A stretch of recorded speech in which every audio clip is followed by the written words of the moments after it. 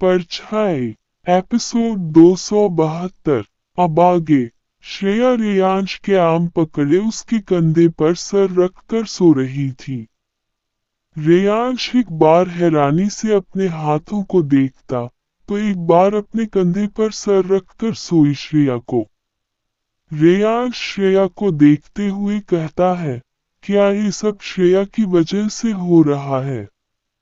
रेयांश यही सब सोच रहा था, तभी उसका ध्यान श्रेया की नींद में बड़बड़ाती हुई आवाज से टूटता है। मुझे एंग्री बर्ड के परफ्यूम की स्मेल क्यों आ रही है? श्रेया की ये बात सुनकर रेयांश चौंक जाता है। श्रेया नींद में ही अपनी नाक रेयांश के कंधे पर रगड़ने लगती है। उसके ऐसा करने से रेयांश को अजीब सी गुदगुदी हो रही थी और उससे भी ज्यादा उसे कुछ अजीब सा एहसास हो रहा था। अपनी नाक रगड़कर श्रेया फिर से रेयांश के कंधे पर सर रखकर सो जाती है। श्रेया की ये हरकत देखकर रेयांश खुद को मुस्कुराने से रोक नहीं पाता। रेयांश की नजरें श्रेया के चेहरे पर जाकर रुक जाती है। रेयांश के कंधे पर सोई श्रेया बहुत प्यारी लग रही थी। बहुत कम ऐसी सिचुएशन होती थी जब श्रेया इतनी शांत होती थी और रेयांश उसे इतने आराम से देख सकता था। श्रेया को देखते हुए रेयांश के दिमाग से अभी अभी हुआ इंसिडेंट पूरी तरह से निकल जाता है। रेयांश के हाथ अपने आप श्रेया के चेहरे पर चले जाते हैं। वो श्रेया के चेहरे पर हाथ रखकर अपने अंगूठे से उसके गाल को सहलाने लगता है। श्रेया का गोरा सा चेहरा और उसकी नाक ठंड की वजह से लाल हो गई थी। रेयांश को एहसास भी नहीं था कि वो बीच रोड में कार रोककर इस तरह किसी लड़की के साथ है। रेयांश इसी तरह श्रेया के गाल को अपने अंगूठे से सहला रहा था, तभी श्रेया के चेहरे पर शिकन आती है। वो आंखें बंद किए हुए रेयांश के हाथ पर एक चांटा मार देती है और चिढ़कर नींद भरी आवाज में कहती है, अबे मुझे सोने दो, परेशान मत करो, और खामोश हो जाती है। श्रेया के चांटे और उसकी आवाज से रेयांश होश में आता है और एक झटके में अपना हाथ पीछे लेकर श्रेया से अपनी नजरें हटा लेता है। रेयांश अपना सर झटकता है और कार स्टार्ट करने के लिए कार कीज की तरफ अपना हाथ बढ़ाता। जैसे ही रेयांश चाबी घुमाने वाला होता है, उसके हाथ रुक जाते हैं और आंखें छोटी हो जाती है। रेयांश एक पल पहले हुई बात को याद करके कहता है, अभे ये अभी कौन है? ये कहकर रेयांश श्रेया की तरफ देखता है और फिर कहता है, और वो श्रेया को सोते वक्त क्यों परेशान करता है? रेयांश अब गुस्से से श्रेया को घूर रहा था।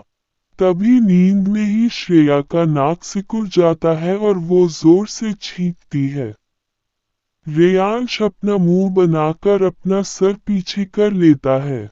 श्रेया फिर से रेयांश के कंधे पर अपना नाक रगड़ती है और उसके कंधे पर सर रखकर सो जाती है। रेयांश श्रेया की हरकतों को देखकर अपने मन में कहता है, ये सच में नींद में है या जानबूझकर मुझे चिढ़ा रही है? ये कहकर रेयांश कार की चाबी घुमा देता है और कार आगे बढ़ा देता है। कुछ ही देर बाद रेयांश की कार उसके विला के सामने आकर रुक जाती है। रेयांश उन तीनों को सृष्टि के घर लेकर नहीं गया था। रेयांश कार से बाहर निकलता है और दूसरी तरफ जाकर श्रेया के पास वाला डोर ओपन करता है। श्रेया अब गहरी नींद में सो रही थी। रेयांश बड़े ध्यान से श्रेया को अपनी गोद में उठा लेता है और विला के अंदर जाने लगता है। विराज का स्टाफ ये सीन देखकर हैरान रह जाता है। कुछ लोग रेयांश के पास आकर कुछ कहने ही वाले होते हैं, तभी रेयांश आगे बढ़ते हुए कहता है, उन दोनों को उठाकर गेस्ट रूम में ले जाओ। वो लोग हाँ में अपना सर हिला देते हैं। जैसे ही वो लीग पीछे मुड़ते हैं, रेयांश कहता है, उन्हें जगाने की कोशिश मत करना, कल सुबह तक वो नहीं जागने वाले हैं। ये कहकर रेयांश आगे बढ़ जाता है और उसके स्टाफ को लोग बस उसे देखते रह जाते हैं। रेयांश ने पहले ही उन तीनों को गहरी नींद में भेज दिया था। रेयांश श्रेया को रूम में ले जाकर बेड पर लेटा देता है। बेड पर लेटकर श्रेया अब आराम से सोने लगती है, लेकिन रेयांश का दिमाग इस वक्त बहुत बेचैन था। वो श्रेया को देखते हुए उसके पास बेड पर बैठ जाता है। रेयांश को समझ नहीं आ रहा था कि अब तक उसे श्रेया, सृष्टि और यश को मार देना चाहिए था, लेकिन उसने ऐसा किया क्यों नहीं। श्रेया के छूते ही रेयांश बिल्कुल शांत कैसे हो गया। ये सोचते हुए रेयांश अपना हाथ श्रेया की तरफ बढ़ाता है और उसके सर पर रख देता है। वो अपनी आंखें बंद करके कुछ महसूस करने की कोशिश करने लगता है। कुछ देर बाद रेयांश परेशान होकर अपनी आंखें खोल लेता है। उसे श्रेया के आसपास कोई एनर्जी फील नहीं हो रही थी, जैसे विराज को हुई थी। रेयांश ये तो जानता था कि श्रेया बाकी लोगों से बहुत अलग है, लेकिन क्यों और कैसे, ये बात वो दूर दूर तक सोच भी नहीं पा रहा था। यही सब सोचते हुए रेयांश के मन में एक बात आती है। वो फौरन अपना हाथ श्रेया की तरफ बढ़ा देता है, लेकिन अगले ही पल उसका इरादा बदल जाता है और वो अपना हाथ पीछे ले लेता है। अब रेयांश काफी कंफ्यूज लग रहा था। वो तय नहीं कर पा रहा था कि जो आइडिया उसके दिमाग में चल रहा है, वो उसे करना चाहिए या नहीं। रेयांश एक बार अपना हाथ श्रेया की तरफ बढ़ाता और फिर पीछे ले लेता। यही करते हुए रेयांश खुद से कहता है, नहीं, मैं श्रेया को हर्ट नहीं कर सकता। कुछ देर सोचने के बाद रेयांश फिर से कहता है, लेकिन अब मेरे पास और कोई रास्ता नहीं बचा है। काफी देर इसी उलझन में रहने के बाद रेयांश अपनी आंखें बंद कर लेता है और फिर एक गहरी सांस लेता है। फाइनली रेयांश एक डिसीजन में पहुंचकर खुद से कहता है, मुझे ये करना ही होगा। ये कहकर रेयांश अपनी आंखें खोल लेता है और श्रेया को देखने लगता है। अब रेयांश की आंखों में गुस्सा और फिक्र दोनों एक साथ दिख रहे थे। रेयांश थोड़ा झिझकते हुए अपना हाथ आगे बढ़ाकर श्रेया के ऊपर हवा में रख देता है। ऐसा करने के कुछ ही देर बाद रेयांश के हाथ के चारों तरफ एक तरह का काला धुआं आ जाता है। रेयांश कुछ सोचकर उस हाथ को श्रेया के करीब ले जाता है, लेकिन जैसे ही रेयांश के हाथ श्रेया से 1 फीट दूर पहुंचते हैं, रेयांश को एक जोर का झटका लगता है और उसके हाथ पीछे चले जाते हैं। रेयांश वो हाथ पकड़कर हैरानी से श्रेया को देखने लगता है, जो आराम से सो रही थी। ऐसा लग रहा था जैसे श्रेया को वहां हो रही चीजों के बारे में कोई अंदाजा नहीं है। रेयांश कुछ सोचता है और फिर से श्रेया के ऊपर हवा में अपना हाथ रख देता है। इस बार रेयांश के हाथ के आसपास का काला धुआं पहले से ज्यादा गहरा और घना था। रेयांश फिर से वो हाथ श्रेया की तरफ बढ़ाता है। इस बार रेयांश को और भी ज्यादा झटका लगता है। रेयांश श्रेया पर काली शक्तियों से हमला करके ये देख रहा था कि श्रेया पर इसका असर एक आम इंसान की तरह होता है या नहीं। पहले रेयांश ने कम पावर का इस्तेमाल किया था और उसके बाद ज्यादा पावर का। धीरे धीरे रेयांश अपनी शक्तियों को बढ़ाकर श्रेया पर अटैक करता जाता है, लेकिन हर बार उसे वही रिजल्ट मिल रहा था। रेयांश जितना ताकत लगाता, उतना ही उसे खुद हर्ट होता। रेयांश श्रेया को तकलीफ देना नहीं चाहता था, वो तो बस ये समझने की कोशिश कर रहा था कि श्रेया है कौन। सारी कोशिशें करने के बाद रेयांश वहां से उठ जाता है। अब उसके चेहरे पर इरिटेशन साफ दिख रहा था। रेयांश अपनी आंखें बंद कर लेता है और एक मंत्र पढ़ने लगता है। जैसे जैसे रेयांश मंत्र पढ़ते जा रहा था, उसके हाथ के चारों तरफ एक तरह की लाल रोशनी आ रही थी। कुछ ही देर में वो लाल रोशनी बहुत गहरी हो जाती है। रेयांश अब अपनी आंखें खोल लेता है।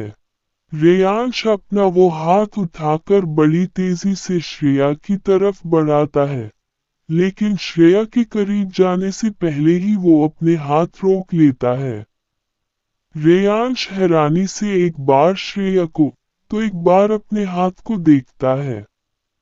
रेयांश खुद पर गुस्सा करते हुए कहता है, क्या मैं पागल हो गया हूँ?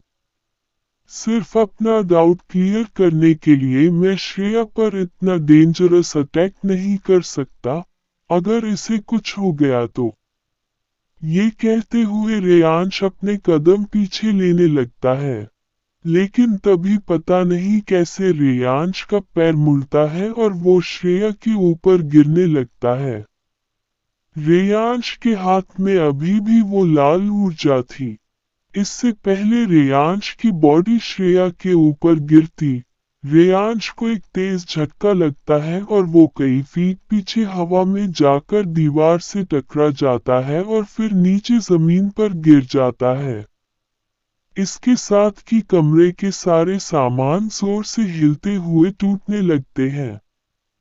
ये देखकर रेयांश को अपनी आंखों भरोसा ही नहीं हो रहा था। रेयांश फौरन उठकर खड़ा हो जाता है और श्रेया के पास जाकर बेड पर बैठ जाता है। रेयांश श्रेया को देख रहा था। वो समझ नहीं पा रहा था कि इतनी मासूम सी दिखने वाली लड़की आखिर है कौन। रेयांश श्रेया को देखते हुए कहता है, ऐसी कौन सी शक्ति है जो तुम्हें प्रोटेक्ट कर रही है? ये कहते हुए रेयांश श्रेया के चेहरे की तरफ झुकता है और अपना हाथ फिर से श्रेया के चेहरे पर रख देता है। रेयांश श्रेया के करीब जाकर उसे गौर से देख रहा था और कुछ समझने की कोशिश कर रहा था।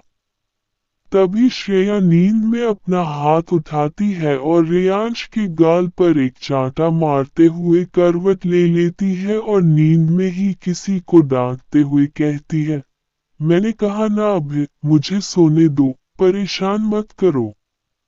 इस चांटे से रेयांश होश में आता है और अपना हाथ अपने गाल पर रखकर गुस्से से श्रेया को घूरने लगता है। उसे अब शक हो रहा था कि क्या श्रेया सच में सो रही है या नहीं। फिर से एक सवाल रेयांश के दिमाग में आता है, ये अभी कौन है?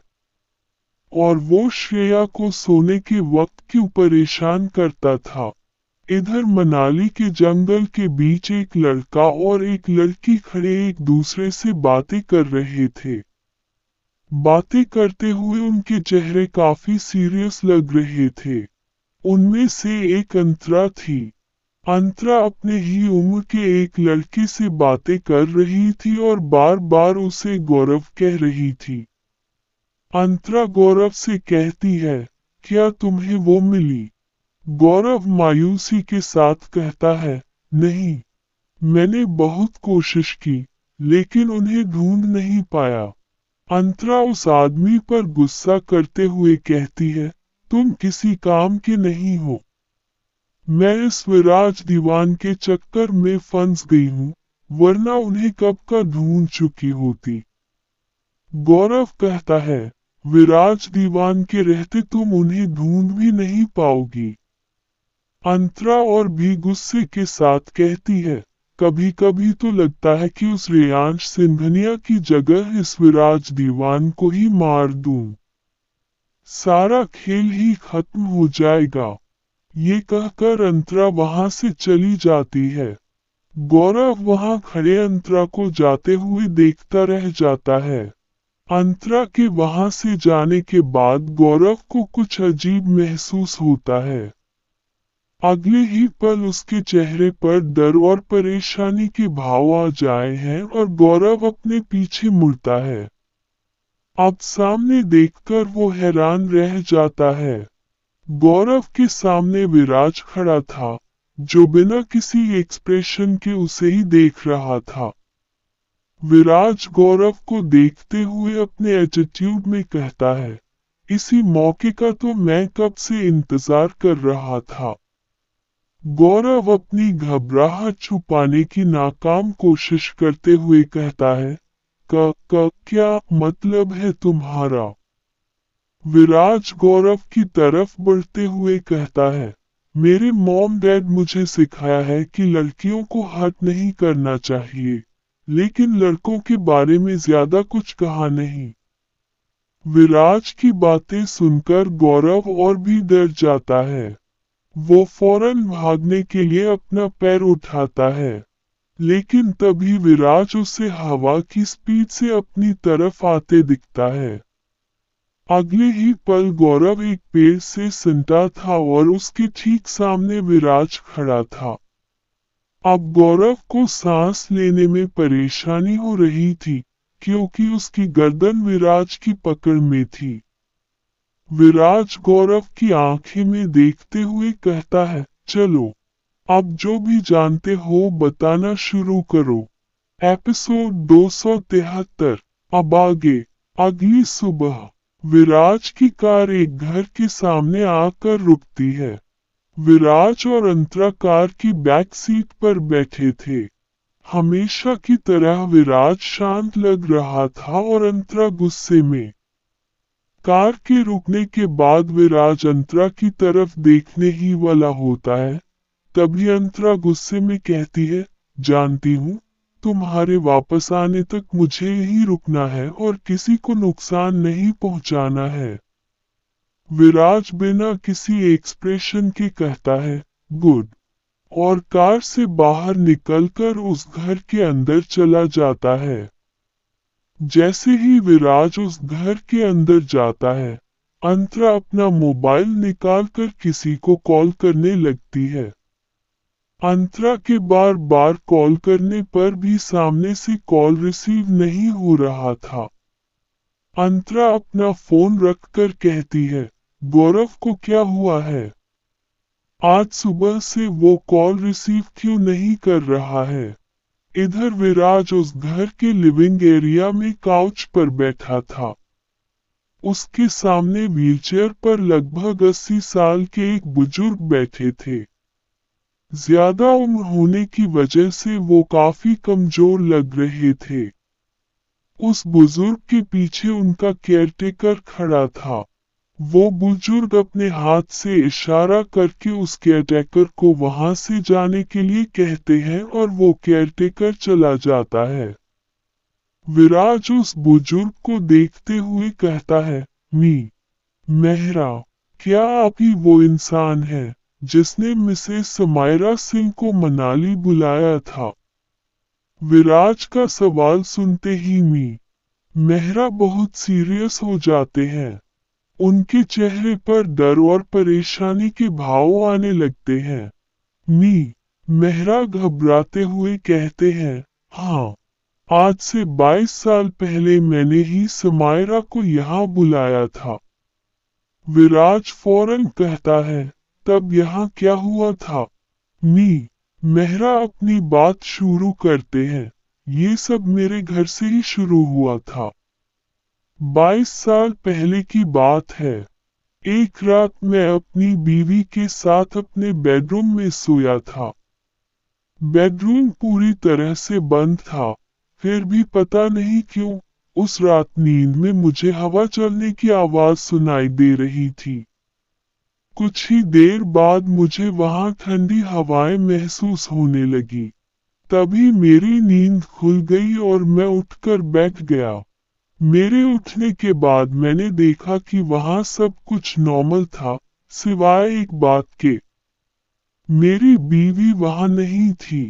अगले दिन मैंने उसे ढूंढने की बहुत कोशिश की, लेकिन वो मुझे नहीं मिली। इसके बाद ये हर दिन की बात हो गई थी। शहर से लोग गायब होने लगे थे। पुलिस, एडमिनिस्ट्रेशन, किसी को भी कुछ समझ नहीं आ रहा था। उस सिचुएशन को देखकर मैंने उन लोगों से मिलना शुरू किया, जिनके फैमिली मेंबर्स गायब हुए थे।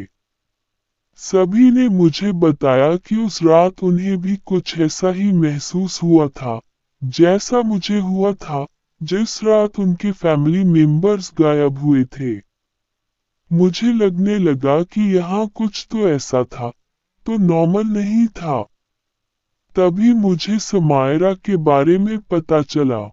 मैंने सुना था समायरा सिंह उस वक्त ऐसे लोगों की मदद करती थी, जिनकी कोई और मदद नहीं कर सकता था। मैं उससे मिलने शिमला गया और फिर वो मेरे साथ मनाली आ गई। समायरा ने कुछ दिनों में ही पता लगा लिया था कि ये सब कौन कर रहा है। एक रात वो जंगल के अंदर एक गुफा में गई थी और उसके अगले दिन वो शिमला चली गई। फिर जब समायरा शिमला से वापस यहाँ आई, तो अपने बेटे को अपने साथ लेकर आई थी। मेरे बार बार मना करने के बाद भी वो अपने 5 साल के बेटे के साथ उस गुफा में चली गई। उसने मुझे उस गुफा में जाने नहीं दिया। 2 दिन बीत गए थे, लेकिन समायरा उस गुफा से बाहर नहीं आई। मैं बहुत डर गया था। मुझे समझ नहीं आ रहा था कि मैं क्या करूं। लेकिन 2 दिन बाद मेरे घर आपके पिता युवराज दीवान अपनी पत्नी के साथ आए थे। उनके कहने पर मैं उन दोनों को भी उस गुफा के बाहर ले गया। मेरे मना करने के बाद भी युवराज दीवान गुफा के अंदर चले गए। उनकी पत्नी सुहानी दीवान मेरे साथ गुफा के बाहर ही थी। कुछ घंटे बाद युवराज दीवान उस गुफा से बाहर आ गए। समायरा उनकी गोद में बेहोश थी और रेयांश बिल्कुल सही सलामत था। उस घटना से समायरा की हालत बहुत नाजुक हो गई थी। बड़ी मुश्किल से उसकी जान बच पाई थी। पता नहीं उस गुफा में कौन था और अंदर क्या हुआ, लेकिन वहां से आने के बाद युवराज दीवान ने अपने परिवार के साथ देश छोड़ दिया और समायरा अपने परिवार के साथ देश के दूसरे कोने में चली गई। विराज बड़े ध्यान से मेहरा की बातें सुन रहा था।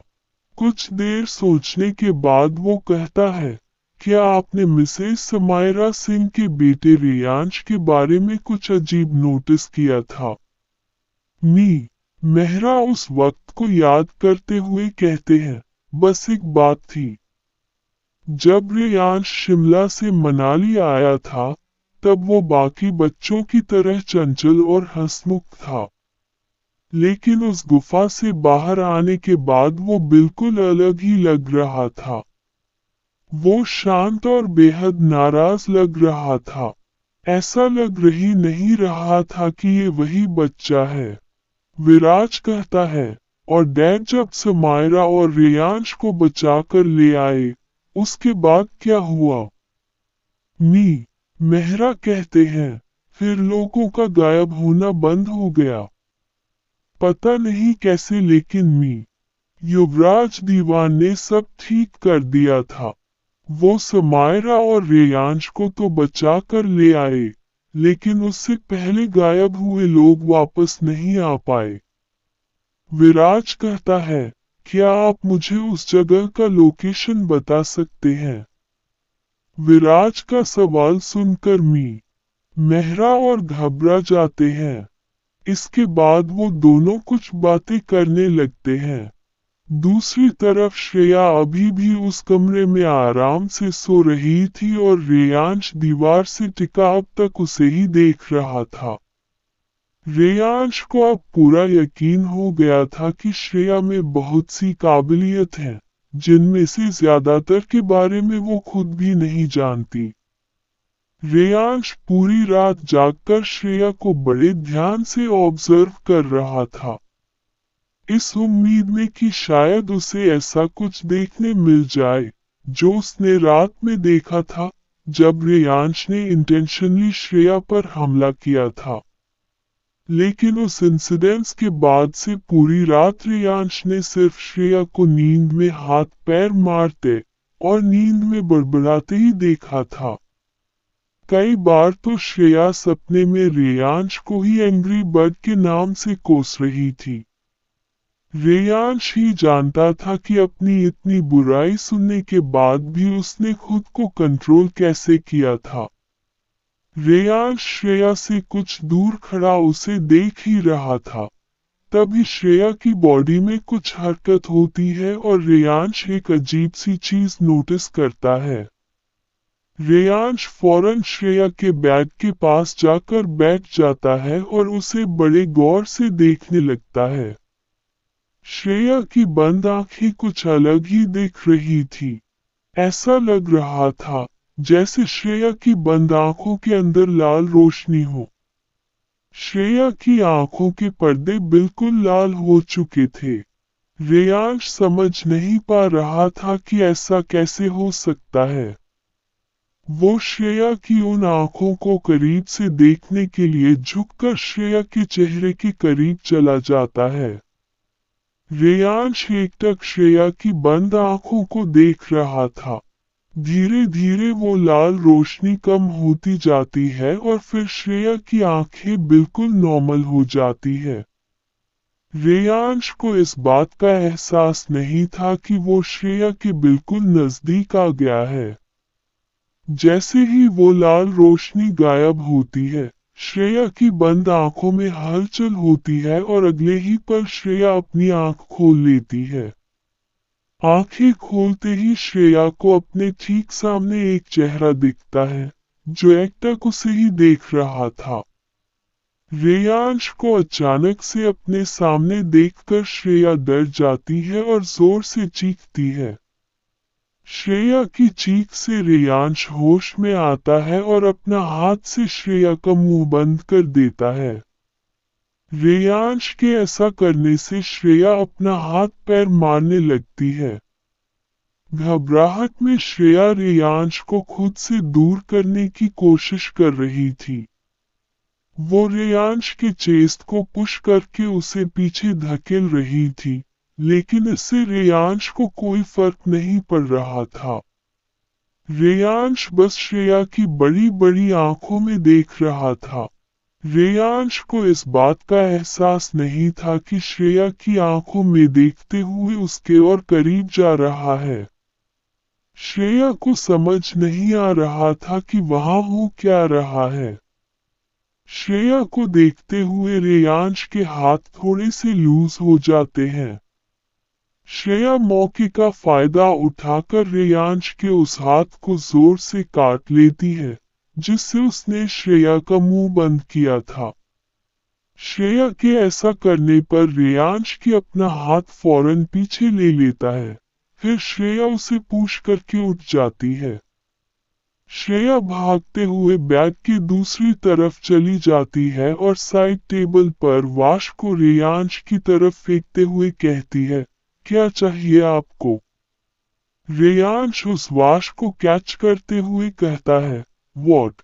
श्रेया साइड टेबल पर रखे दूसरे सामान को रेयांश की तरफ फेंकते हुए कहती है, देखिए, मेरे पास कुछ भी नहीं है, मुझे किडनैप करके आपको कुछ नहीं मिलेगा।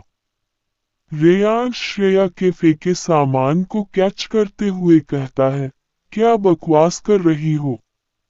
मैंने तुम्हें किडनैप नहीं किया है। श्रेया कहती है, तो फिर आप यहाँ मेरे साथ क्या कर रहे हो?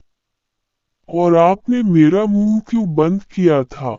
रेयांश आगे बढ़ते हुए कहता है, क्योंकि तुम इतनी जोर से चीख रही थी। श्रेया कहती है, मैं आपको देखकर डर गई थी ना, और आप मेरे इतने पास क्या कर रहे थे? क्या आप फिर से मुझे मारना चाहते हो? ये कहते हुए श्रेया अपनी आंखें बड़ी कर लेती है।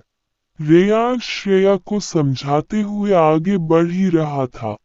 तभी श्रेया रेयांश की तरफ एक छोटा सा बॉक्स फेंकती है। इस बार रेयांश उस बॉक्स को पकड़ नहीं पाता और वो बॉक्स रेयांश के सर पर लग जाता है। सर पर उस बॉक्स के लगते ही रेयांश के कदम रुक जाते हैं और उसका हाथ अपने आप अपने सर पर चला जाता है। ये देखकर श्रेया डर जाती है और भागते हुए रेयांश के पास जाती है। श्रेया रेयांश के सर से उसका हाथ हटाकर अपने हाथ से उसका सर रब करने लगती है। ये देखकर रेयांश चौंक जाता है। उसे इतना भी दर्द नहीं हो रहा था। लेकिन ये बात श्रेया नहीं जानती थी। श्रेया की हाइट रेयांश से थोड़ी कम थी, इसलिए वो अपनी एड़ी ऊपर करके रेयांश का सर रब कर रही थी। श्रेया रेयांश को डांटते हुए कहती है, आपने वो बॉक्स को पकड़ा क्यों नहीं? लग गई ना आप। श्रेया के नाजुक से हाथ जब रेयांश के सर को छूते हैं, तो रेयांश के होठों पर स्माइल आ जाती है। श्रेया फिक्र भरी नजरों से रेयांश के सर को देखते हुए रब कर रही थी, जिससे रेयांश के बाल बिखरते जा रहे थे। वो श्रेया को बहुत करीब से देखते हुए कहता है, वो बॉक्स तुमने ही मुझ पर फेंका था। श्रेया कहती है, मुझे लगा आप पकड़ लोगे।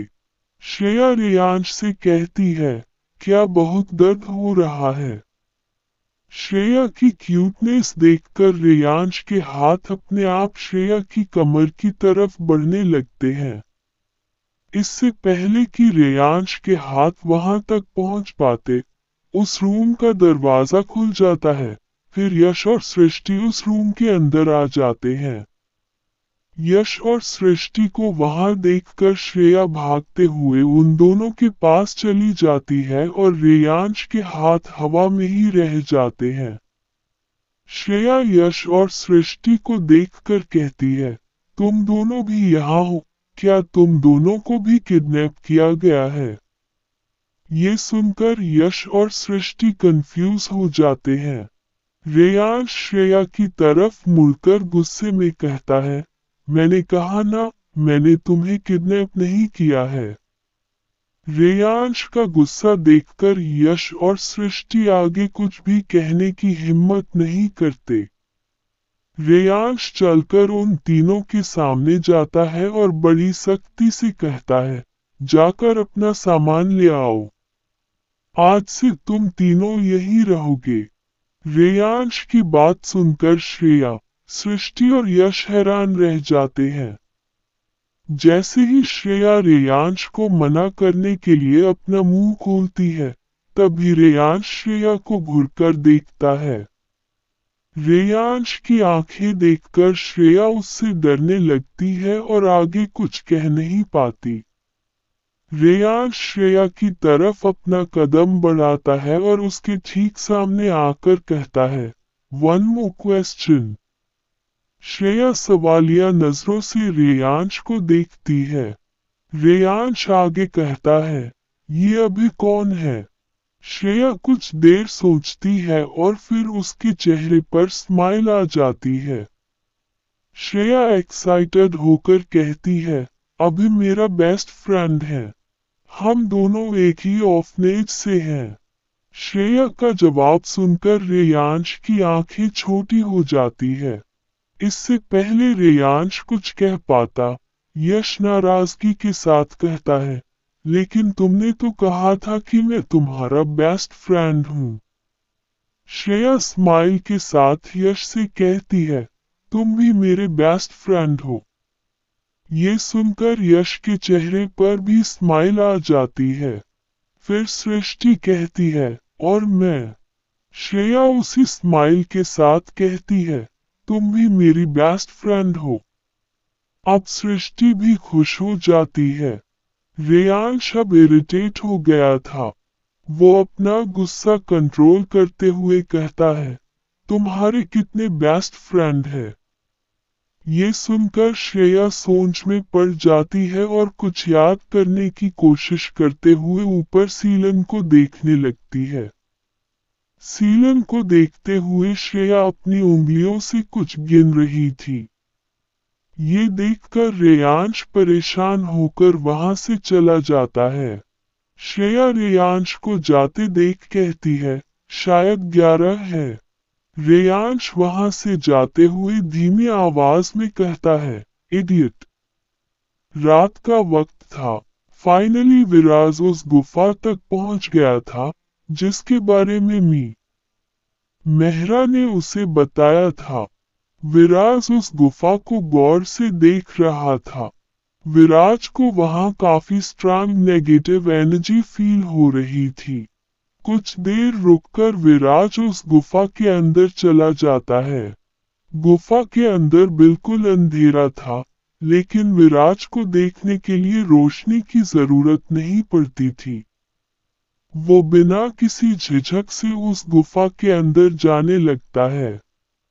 अंदर जाने का रास्ता बहुत संकरा था। जैसे जैसे विराज अंदर जा रहा था, वैसे वैसे उसे वो नेगेटिव एनर्जी बढ़ती हुई महसूस हो रही थी। कुछ देर चलने के बाद विराज गुफा के अंदर पहुंच जाता है। गुफा के अंदर भी बिल्कुल अंधेरा था।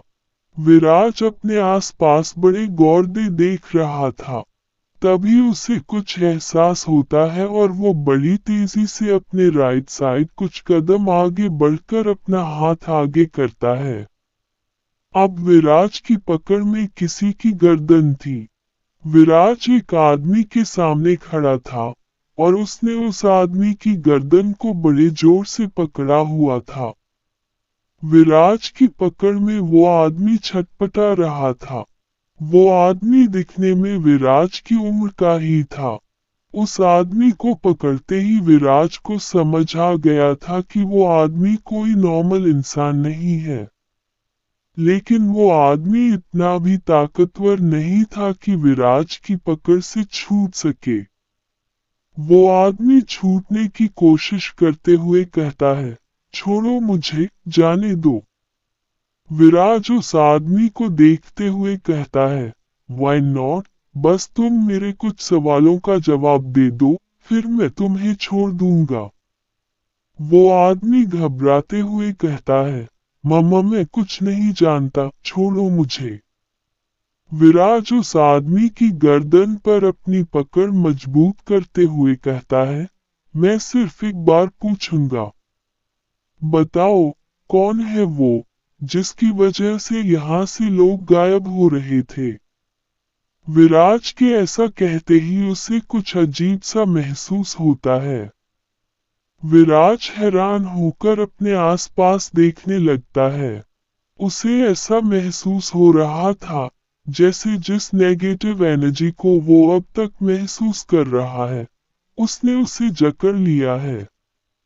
विराज को अब अपने आसपास की हवा भी उतनी ही नेगेटिव और हार्मफुल लग रही थी। कुछ ही देर में विराज की पकड़ ना चाहते हुए भी उस आदमी से लूज होती जा रही थी। विराज को ऐसा लग रहा था जैसे वो चाहकर भी अपनी शक्तियों का इस्तेमाल नहीं कर पा रहा है। कुछ ही पलों में विराज की पकड़ उस आदमी से छूट जाती है और अगले ही पल वो आदमी वहां से डरकर भाग जाता है। अब विराज को ऐसा लग रहा था जैसे उसके आसपास की हवा ने ही उसे उस जगह पर कैद कर लिया है। ये देखकर विराज की आंखें गुस्से से लाल हो जाती है और वो अपनी मुट्ठी बांधते हुए कहता है, कौन है यहाँ? हिम्मत है तो सामने आओ। वहां की हवाएं जब विराज के दाएं कान पर पड़ती है, तो उस हवा से एक फुसफुसाती हुई आवाज आती है, हम जरूर मिलेंगे, लेकिन अभी वक्त नहीं आया है। ये आवाज सुनते ही विराज अपने दाईं तरफ देखता है, लेकिन वहां कोई नहीं था।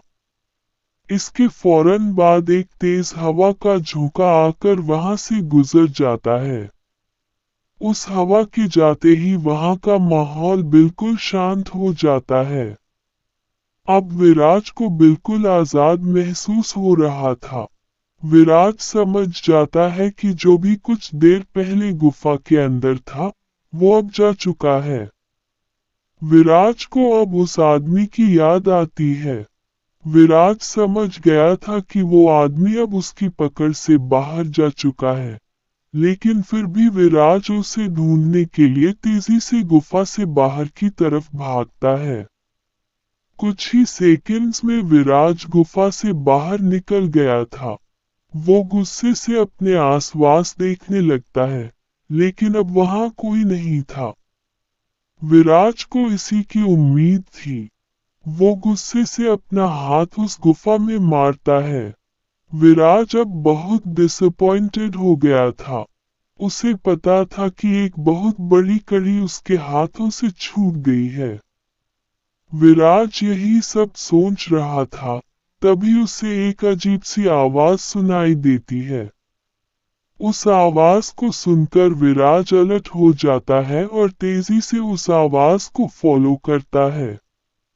उस आवाज का पीछा करते हुए जब विराज आवाज की सोर्स तक पहुंचता है, तो सामने देखकर हैरान रह जाता है। सामने वो आदमी जमीन पर घायल पड़ा हुआ था। उस आदमी के सामने अंतरा खड़ी थी, जिसने उस आदमी की एक हथेली पर अपना पैर रखा था। विराज आगे बढ़कर अंतरा और उस आदमी के करीब जाता है। अंतरा उस आदमी को घूरते हुए विराज से कहती है, आई थिंक तुम्हें मुझसे थैंक्स कहना चाहिए। आगे की स्टोरी के लिए कमेंट कीजिए।